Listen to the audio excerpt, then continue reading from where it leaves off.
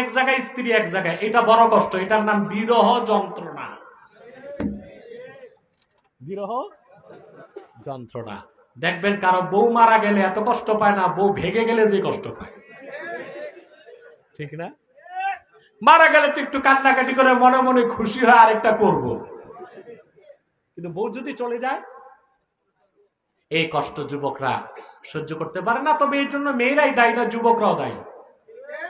বিয়ে করে 10 বছরের জন্য যায় সিঙ্গাপুর, ব্যাংকের অ্যাকাউন্ট মায়ের নামে করে, না করে বউয়ের নামে। তারপর বিদেশ থেকে পাঠায় 2.5 লাখ টাকার আইফোন। একটা যুবতী মেয়ের কাছে 10টা শয়তান বেঁধে দেওয়া আর একটা ফেসবুকের আইফোন দেওয়া, কোনটা বেশি হার্মফুল? 10 বছর পর যুবক এসে দেখে হইছে কাম, ঘরের বিছানাও খালি, ব্যাংকের অ্যাকাউন্টও খালি। নাউজুবিল্লাহ।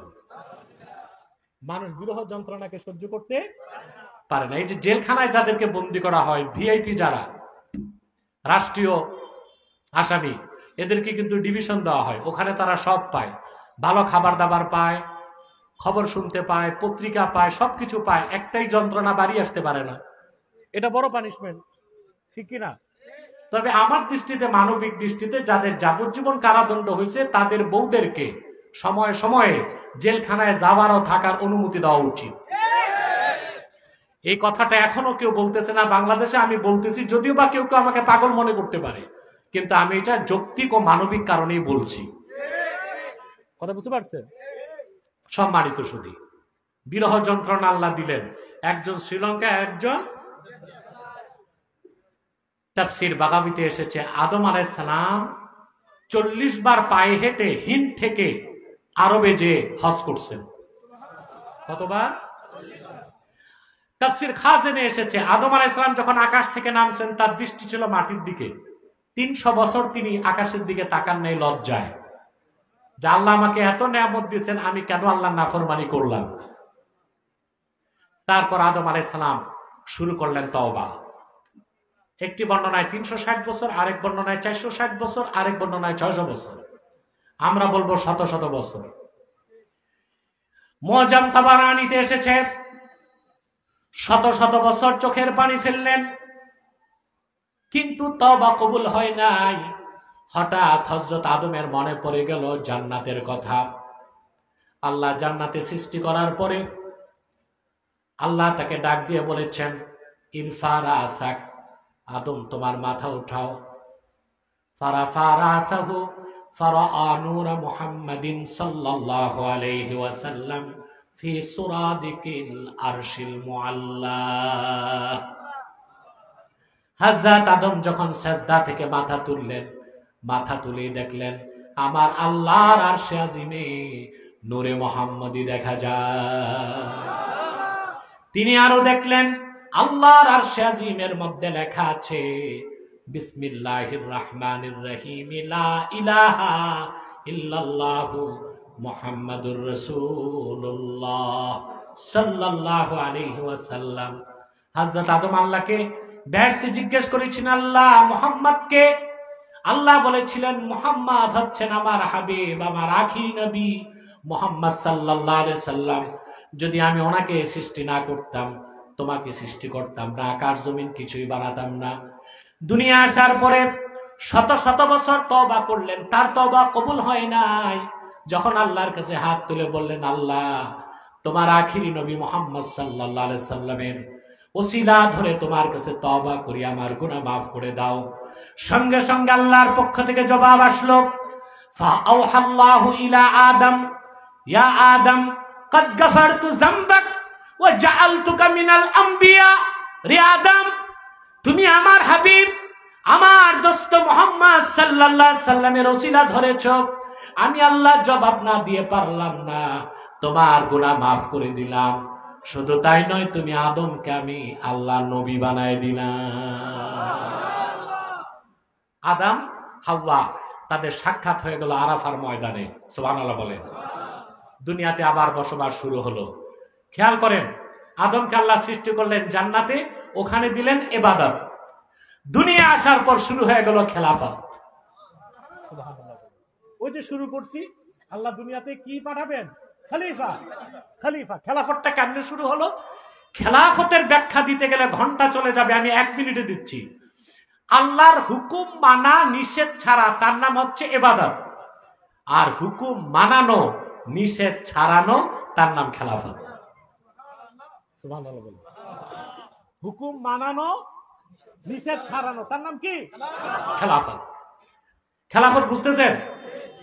আমার যুবক ভাইয়েরা, ইমামে হোসেন রাদিয়াল্লাহু তাআলা আনহু তিনি তো খেলাফত প্রতিষ্ঠার জন্যই জীবন দিয়েছেন, কিন্তু আমরা যারা হোসাইনি মুসলমান দাবি করি, এক ওয়াক্ত নামাজ পড়ি না, অনেকেই মুখে দাড়ি নাই, ঠিক কিনা? আহা, আমি আবার আমার ইন্টেনশন এটা ছিল না যে চেয়ারম্যান সাহেবের দাড়ি নাই, তবে আমি আনন্দিত আমার ইউনিয়ন চেয়ারম্যানের দাড়ি আছে আলহামদুলিল্লাহ। আশা করি আমাদের উপজেলা চেয়ারম্যানও দাড়ি রাখবেন ইনশাআল্লাহ। এই তো হাত তুলছি ইনশাআল্লাহ, বলেন আল্লাহুম্মা আমিন।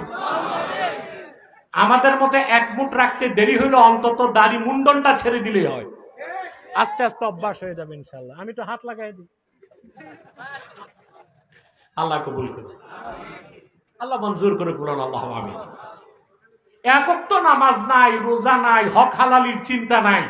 10ই মুহররম কারবালার ইতিহাস শুনে কাঁদতেছে, মুনাজাত করে বিরিয়ানির পোটলা নিয়ে বাড়ি যাচ্ছে, কিন্তু ইমাম হোসেন জীবন দিলেন কেন তা আমরা বোঝার চেষ্টা করলাম না।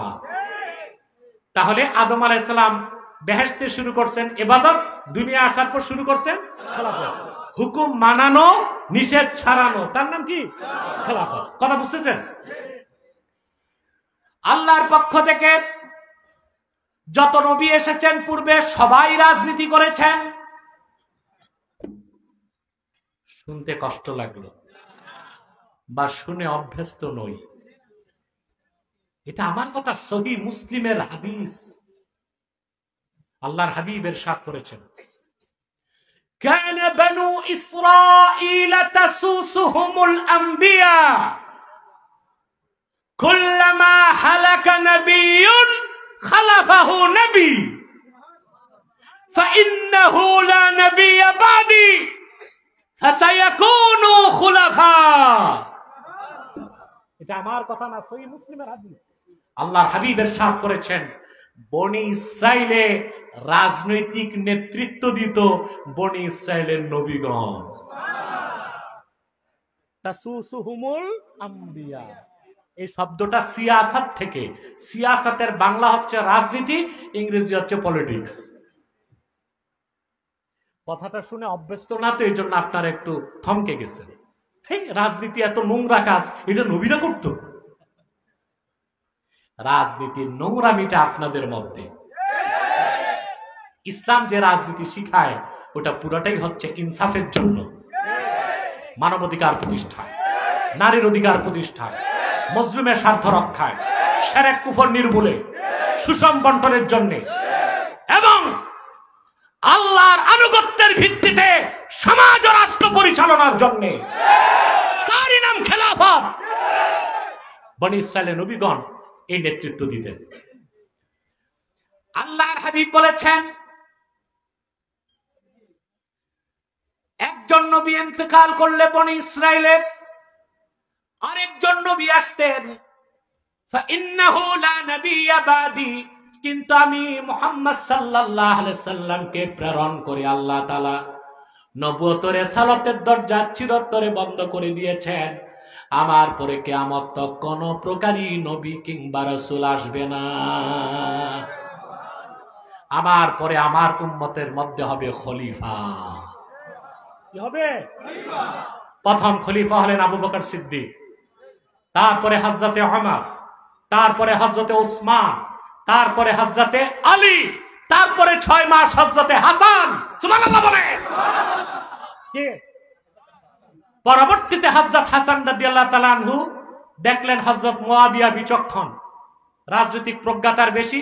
হযরত মুয়াবিয়ার অনুরোধে হযরত মুয়াবিয়া সর্বোচ্চ সম্মান করলেন হযরত হাসানকে এবং হোসেনকে। হযরত মুয়াবিয়া খেলাফতের দায়িত্ব নিজ থেকে দিলেন হযরত মুয়াবিয়াকে। কাকে?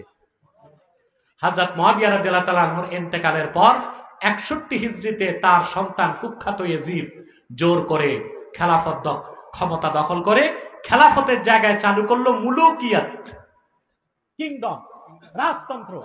ইমাম হোসেন বললেন, না, মুসলিমদের ভূখণ্ডে আল্লাহর জমিনে আল্লাহর আনুগত্যের ভিত্তিতে খেলাফত দিয়ে দেশ চলবে, মুলুকিয়াত বা রাজতন্ত্র দিয়ে দেশ চলবে না। সেই সংগ্রামে দ্বীনের ঝান্ডা হাতে নিয়ে ইমামে হোসেন রাদিয়াল্লাহু তাআলা আনহু মদিনাতুল মুনাওয়ারা থেকে চলে আসলেন ইরাকে কুফায়। সেখান থেকে তিনি বাধ্য হলেন যেতে কারবালায়। সেখানে 10ই মুহররম উবাইদুল্লাহ বিন জিয়াদের নেতৃত্বে ইয়াজিদের সেনা বাহিনীর অফিসার ছিল। ফোরাতের তীরে ইমাম হোসেন রাদিয়াল্লাহু তাআলা আনহুর সাথে ছিল মাত্র 72 জন। কতজন? ঘেরাও করা হলো। ইয়াজিদের পক্ষ থেকে বারবার প্রস্তাব দেওয়া হলো যে ইমামে হোসেন, আপনি শুধু ইয়াজিদের বাইআতকে মেনে নেবেন, ইয়াজিদ তার মাথার মুকুট আপনার কদমে রেখে দিবে। ইমাম হোসেন বলেছেন, মিথ্যার সাথে হোসেন আপোষ করতে পারে না। আল্লাহর জমিনে আল্লাহর আইন চলবে, ইয়াজিদের কোনো কথাই চলবে না। মুসলিম রাষ্ট্রগুলো বলেন সুবহানাল্লাহ। যুদ্ধ হলো। সে যুদ্ধে হাসতে হাসতে ইমামে হোসেন শাহাদাতের পেয়ালায় স্বর্গীয় সুধা পান করে জান্নাতুল ফেরদাউসে চলে গেলেন। প্রতি বছর মুহররমের 10 তারিখ যখনই ঘুরে আসে, আমাদের সেই 1400 বছর আগের কারবালার ইতিহাস মনে হলে একটি কথাই আমরা শিক্ষা নিতে পারি, সত্যের সাথে এই শিক্ষাটা আমাদের গ্রহণ করতে হবে। পারবো তো আমরা? সাদাকা রাসূলুহুন নবিয়ুল কারীম ওয়া নাহনু আলা যালিকা মিনাশ শাহিদিন আলহামদুলিল্লাহি রাব্বিল আলামিন। একটা মানুষও মুনাজাত না করে ওঠার চেষ্টা করবেন না। আমি আপনাদেরকে নিয়ে বিদায় দিচ্ছি। আপনারা বসবেন এবং ধৈর্যের সাথে কথাগুলো শুনবেন। পারবেন না ইনশাআল্লাহ? আল্লাহ কবুল করুক, মঞ্জুর করুক, বলুন আল্লাহুম্মা আমিন। সম্মানিত সুধী, আমি আর আপনাদের কষ্ট দিচ্ছি না। বিদায় লগ্নে একটি কথা বলি, আমি মুনাজাত করবো ইনশাআল্লাহ। আপনারা বিভিন্ন প্রান্ত থেকে এসেছেন, ঠিক না? আমি আসার সময় দেখেছি দুই পাশে শুধু বিল আর বিল। চিন্তা করলাম মানুষ আসবে কোত্থেকে, আসলে মানুষ চলে এসেছে আলহামদুলিল্লাহ। বিল থাকাতে আপনাদের খুব সুবিধা, মাছ পান, আর জমিতে সার দিতে হয় না। পলি মাটিতে এমনি ধান হয় নাকি, সারটা কম লাগে, ঠিক না? আল্লাহর একটা করুণা আসলে আপনারা পান। আমি বিদায় লগ্নে একটা অনুরোধ করে মুনাজাত করছি। এখানে আপনারা বিভিন্ন দল ও মতের লোক আছেন, ঠিক না? কথা বললেন না? কেউ আওয়ামী লীগ, কেউ বিএনপি, কেউ জাতীয় পার্টি, কেউ জামাত, কেউ কওমি, কেউ আলিয়া, কেউ সাদা টুপি, কেউ গোল টুপি, কেউ লাল টুপি, কেউ টুপিওয়ালা, কেউ টুপি ছাড়া আছেন কিনা? এই যে আপনাদের কাছে আমার করজোর অনুরোধ, থাক, মাসলাক যার যার, দ্বীন ইসলাম সবার। মনে থাকবে? মাসলাক যার যার, এটা তাহরিকে খাতমে নবুওয়াত বাংলাদেশের একটা কমন স্লোগান, ঠিক না? এটা অবশ্য অনেকে না বুঝে অনেক সমালোচনা করে, ওটা আমরা মনে করি তাদের জ্ঞানের গভীরতা নাই, আস্তে আস্তে বুঝবে, ঠিক না? দেখুন, আপনার মাসলাক আপনার কাছে, আমারটা আমার কাছে, আপনার মাদ্রাসা আপনার কাছে, আমারটা আমার কাছে, আপনার পীর আপনার কাছে, আমার পীর আমার কাছে, কিন্তু ইসলামের স্বার্থে আমরা সবাই এক হতে পারি না? এই যে মাহফিলে এসেছেন, এখানে যদি আপনাদের দলীয় পরিচয় ভাগ করতাম, কেউ আওয়ামী লীগ, কেউ বিএনপি, কেউ জাতীয় পার্টি, কেউ জামাত, কেউ কওমি, কেউ আলিয়া, তো প্যান্ডেল লাগতো 6টা। কয়টা? 6টা লাগতো। এখানে আমাদের একটাই পরিচয়, আমরা মুসলমান। আমি এই বার্তাটাই আপনাদের দিচ্ছি। দলীয় মতভেদ যাই থাক, মাসলাক যার যেটাই থাক, ইসলামের সুমহান স্বার্থে আমরা সকল দল ও মতের মুসলমান এক হয়ে যাব। রাজি আছেন? 3টি মৌলিক স্বার্থে আমরা এক হয়ে যাব। পারবেন? ইসলামের সুমহান স্বার্থ রক্ষা আমরা ঐক্যবদ্ধ হয়ে যাব। বাংলাদেশে মুসলমানদের মৌলিক সমস্ত দাবিগুলো আদায় আমরা এক হয়ে যাব। আর বাংলাদেশের স্বাধীনতা, সার্বভৌমত্ব রক্ষায় আমরা এক থাকবো। রাজি আছেন? আমাদের এই তিনটি স্বার্থের বিরুদ্ধে বাংলাদেশে কাজ করতেছে তিনটি অমুসলিম সম্প্রদায়। তার মধ্যে সবচেয়ে জঘন্য হচ্ছে কুখ্যাত কাদিয়ানী সম্প্রদায়। নিঃসন্দেহে তারা কাফের এবং অমুসলিম। তাদেরকে যারা কাফের বলবে না তারাও কাফের, কারণ তারা আল্লাহর আখিরি নবী মুহাম্মদ সাল্লাল্লাহু আলাইহি সাল্লামকে আল্লাহর শেষ নবী হিসেবে বিশ্বাস করে না। চিল্লায় বলেন নাউজুবিল্লাহ, চিল্লায় বলেন নাউজুবিল্লাহ। এই জন্য তারা কি? তাদেরকে যারা কাফের বলবে না তারা কি? তারা মানুষকে ধোঁকা দিতে মুসলমানদের মতো দাড়ি রাখে, মুসলমানদের মতো টুপি লাগায়, মুসলমানদের মতো নামও রাখে। তাই বলি কি তারা মুসলমান হবে? দাড়ি রাখলেই কেউ যদি মুসলমান হতে পারত তো রবীন্দ্রনাথ ঠাকুরের চেয়ে বড় মুসলমান কে হইতো? সে কি মুসলিম ছিল না অমুসলিম? নাম রাখলে মুসলমান হওয়া যায়? টুপি লাগাইলে? দিল্লি পার্লামেন্টে দেখবেন কংগ্রেসের হিন্দু এমপিরাও সাদা লম্বা টুপি লাগায়। তাই বলি কি তারা মুসলিম হয়ে যাবে? নাম রাখলে মুসলমান হওয়া যায়? এক শয়তান বোতলে পেশাব করে উপরে নাম লেখছে শরবত, ওটা কি শরবত হবে? ভিতরে কি? তদ্রুপ কাদিয়ানীরা কাফের। আব্দুল আউয়াল, আব্দুল সামাদ, মোবাশ্বের আলী, কবির চৌধুরী, শাহরিয়ার কবির আর নিঝুম মজুমদার, এসব নাম রাখার দ্বারা তারা মুসলমান হতে পারে না। আমার ভাইয়েরা, আমার বন্ধুরা, আমার আল্লাহ ও নূর নবীজি আমার মুহাম্মদ সাল্লাল্লাহু আলাইহি সাল্লামের ইসলাম ও কোরআনের হাজার হাজার হাজার বছর পরে বর্তমান ভারতের কুখ্যাত পাঞ্জাবের কুখ্যাত গুরুদাসপুরের কুখ্যাত কাদিয়ানে ইংরেজ আমলে এক শয়তান নিজকে নবী দাবি করছে। চিল্লায় বলেন নাউজুবিল্লাহ। ওই শয়তানটার নাম রেখেছিল তার বাপ মির্জা গোলাম আহমদ কাদিয়ানী। সাবধান, তাকে গোলাম আহমদ বলা যাবে না, কারণ গোলাম আহমদ অর্থ আহমদ এর গোলাম, আর সে ছিল কুখ্যাত কাফের। সে গোলাম আহমদ, আহমদ এর গোলাম ছিল না, সে ছিল কুখ্যাত শয়তানের কুখ্যাত গোলাম। কাদিয়ানের কাজ্জাব, মিথ্যা নবুয়তের দাবিদার, ইংরেজদের পা চাটা গোলাম মির্জা গোলাম শয়তান কাদিয়ানির উপর গজব এসেছে 1908 সালে। যখন গজব এসেছে, কাদিয়ানের কাজ্জাব, মিথ্যা নবুয়তের দাবিদার, ইংরেজদের পা চাটা গোলাম মির্জা গোলাম শয়তান কাদিয়ানি 1908 সালে ধ্বংস হয়ে কুখ্যাত জাহান্নামের কুখ্যাত কুকুরে পরিণত হয়েছে। তার অনুসারীরাও ধ্বংস হয়েছে। বর্তমানে কিছু কাদিয়ানি বাংলাদেশে আছে। বলেন নাউজুবিল্লাহ। সারা বাংলাদেশে তারা 100 আস্তানা করে ফেলছে। কত? তাদের উপাসনালয়কে বলে মসজিদ। বলেন নাউজুবিল্লাহ। হিন্দুদের উপাসনালয় মন্দির, এটা মসজিদ হতে পারে না। খ্রিস্টানদের উপাসনালয় গির্জা, এটা মসজিদ হতে পারে না। কাদিয়ানীদের উপাসনালয় ওই রকম শয়তানি আস্তানা, সেটা কোনোদিন মসজিদ হতে পারে না। 100 সেন্টার তারা করে ফেলছে। নাম পরিবর্তন করে করে মিথ্যা পরিচয় দেয়। কখনো নিজেদের পরিচয় দেয় আহমদী জামাত, কখনো বলে আহমদিয়া জামাত, কখনো বলে আহমদী সম্প্রদায়, কখনো বলে আহমদিয়া সম্প্রদায়, কখনো বলে আহমদী মুসলিম জামাত, কখনো বলে আহমদিয়া মুসলিম জামাত। সাবধান, যত কাদিয়ানি ছিল আছে থাকবে, তারা কেউ আহমদী জামাত নয়, আহমদিয়া জামাত নয়, আহমদী সম্প্রদায় নয়, আহমদিয়া সম্প্রদায় নয়, আহমদী মুসলিম জামাত নয়, আহমদিয়া মুসলিম জামাত নয়, তারা শয়তানি জামাত, কুখ্যাত জাহান্নামের কুখ্যাত কুকুরের দল। আমাদের সকল দলের একটাই দাবি, দেশ স্বাধীনের আগ থেকেই দেশের মুসলমান 50 বছরেরও বেশি সময় ধরে দাবি করে আসছে, সকল দল মতের মুসলমানের দাবি, অনতিবিলম্বে স্বাধীন বাংলায় শয়তান কাদিয়ানীদেরকে রাষ্ট্রীয়ভাবে অমুসলিম ঘোষণা করতেই হবে, করতেই হবে, করতেই হবে।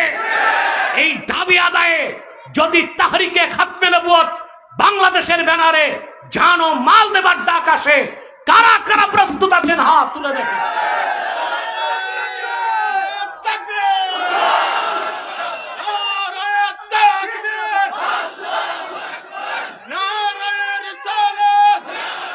সম্মানিত সুধী, তাহরিকে খাতমে নবুয়ত বাংলাদেশ আমাদের সংগঠন সারা দেশে কাজ করছে। আপনাদের হবিগঞ্জ আমি দিয়েছি, শাখা দিয়েছি আলহামদুলিল্লাহ। মাওলানা আব্দুস সোবহান জিহাদি কই, তাকে সভাপতির দায়িত্ব দেওয়া হয়েছে। এখানে মাওলানা মোশাররফ আছে, সেক্রেটারি তো তুমি, সাংগঠনিক সম্পাদক আরো অনেকে আছে। আমাদের সংগঠনে কাজ করা আপনাদের ইমানি দায়িত্ব। আপনি জয়পুরের মুরিদ হন, সমস্যা নাই। আপনি আওয়ামী লীগ করেন না বিএনপি করেন, এগুলো আমাদের দেখার দরকার নাই। আপনি মুসলমান হলেই আমাদের সংগঠনে কাজ করতে পারবেন। আছেন তো ইনশাল্লাহ? আরেকটা কথা বলি, কাদিয়ানীদেরকে অর্থনৈতিক সহযোগিতা করবেন না। করেন আপনারা? জি করেন। প্রাণ কোম্পানির যত জিনিস তাদের, সেজান কোম্পানির জুস তাদের, আর এফএল এর পণ্যগুলো তাদের, প্রথম আলো, ডেইলি স্টার, কালের কণ্ঠ এগুলো তাদের। এগুলো ধরবেন না, কিনবেন না, বেচবেন না, নৈতিক দায়িত্ব হিসেবে মনে থাকবে তো ইনশাল্লাহ? আরেকটু অমুসলিম সম্প্রদায় ইসলাম মুসলমান ও দেশের বিরুদ্ধে কাজ করছে। এটা হচ্ছে খ্রিস্টানদের একটি গোপন দল, এদের নাম হচ্ছে ঈসাই তরিকা। কি নাম? ঈসাই তরিকা।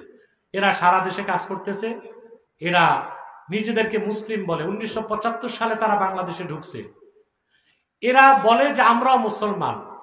যখন তারা কাউকে ঈসাই বানায়, বলে তুমি কি? বলে মুসলমান। বলে তুমি কোন মুসলমান জানো? বলে না। বলে তুমি ঈসার উম্মত মুসলমান। ঈসার উম্মত মুসলমান না খ্রিস্টান? এখন এই দলের লোক প্রচার করে যে ঈসা আলাইহিস সালাম কিয়ামতের আগে আকাশ থেকে যখন নামবেন তখন তিনি নবী থাকবেন না। আমাদের আহলুস সুন্নাহর বিশ্বাস, ঈসা আলাইহিস সালাম যখন আকাশ থেকে নামবেন তখন তার পরিচয় নবী হবে না, উম্মত হবে। এই ঈসাই তরিকা গোপনে কাজ করে যাচ্ছে, তাদের ব্যাপারেও সাবধান থাকবেন।